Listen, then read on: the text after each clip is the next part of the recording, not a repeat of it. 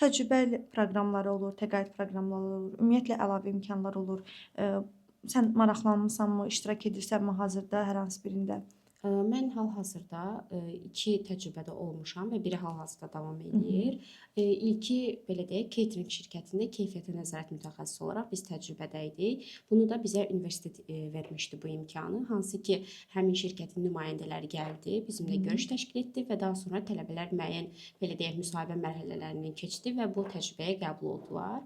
Və mən də orada təcrübədə oldum 5 aya yaxın müddətdə və düşünürəm ki, qida barəsində olan biliklərimin %50-sini orada qazandım. Aha. Çünki Çox yalnız üzr istəyirəm, bəli, buyurun. bu sualı verim, sonra davam Bəli, bəli. edərsən zəhmət olmasa. Sənin dərsdə keçdiklərinlə, nəzəri formada və praktik formada öyrəndiklərinlə həmin o iş mühitində, etdikləriniz eyni təşkil edirdimi? Belə deyim, 1-ci və 2-ci kursda tələbələr adətən, ixtisaslarına aid olmayan fənləri keçirlər. Qeyri-ixtisas Çox az fənlər olur ki, onlar bizim ixtisasımıza aid olan fənlər olsun. Və bəli, keçdiyimiz fənlərlə demək olar ki, oxşar cəhətlər çox idi. Lakin olmayan cəhətlər də var idi, hansı ki, sırf onu orada Hı öyrənirdik. hı. Aha, sən davam edirdin, mən sənin sözünü kəsdim.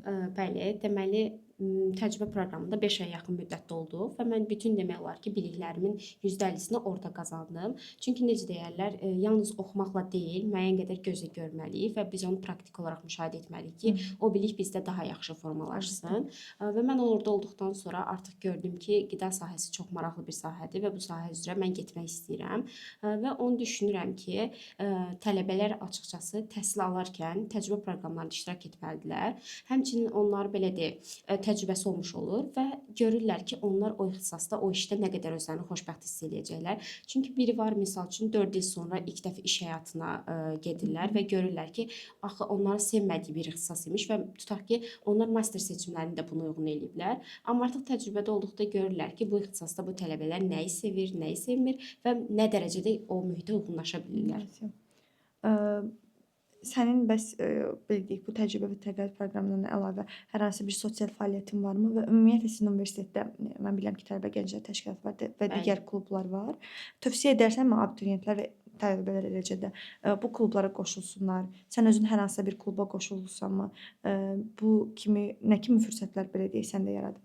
Belə deyim, mən universitetdə Tələbə Gənclər Təşkilatına üzvəm, lakin könüllü olaraq yox, sadəcə tədbirlərdə iştirak etmək üçün Aha. belə deyək, üzvlüyümüz var. Amma mən düşünürəm ki, əsasən də 1-ci və 2-ci kursda mütləq şəkildə tələbələr qoşulmalıdırlar. Çünki sosial olaraq əhatələr çox genişləyir. Artıq universitetdə daha yaxşı adaptasiya olurlar və yeni dostluqlar qazanırlar. Artıq 3-cü kursdan sonra düşünürəm ki, kifayət qədər öz ixtisaslarına uyğun könüllülüklər seçməlidirlər. Hı Amma hı. mən düşünürəm ki, əgər mən keçmişə qayıtsaydım, mütləq 1-ci və 2-ci kursda o təşkilatlara üzv olardım. Orada maraqlı klublar olur. Mən də Bəli, bəli. çox peşman oluram ki, 4 illik təhsil həyatım boyunca heç bir kluba üzv olmadım. Həqiqətən də onu sonradan iş həyatında belə o özünü göstərir ki, məsələn deyirəm, debat klubuna üzv olsaydım mən özümü daha yaxşı bəlkə ifadə edə bilərdim, nitqim daha yaxşı ola bilərdi Bəli. və yaxud da ki, fərqli-fərqli klublar var idi, hansı ki, onlarda müəyyən bir o yumşaq bacarıqlar var ki, onları inkişaf etdirmək olar.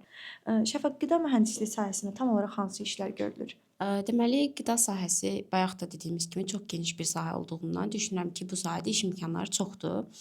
Misal üçün tələbələr keyfiyyətə nəzarət mütəxəssisi kimi çalışa bilər və yaxud da ki, böyük istehsalatlarda laborant kimi çalışa bilər və yaxud da ki, texnoloq kimi çalışa bilər.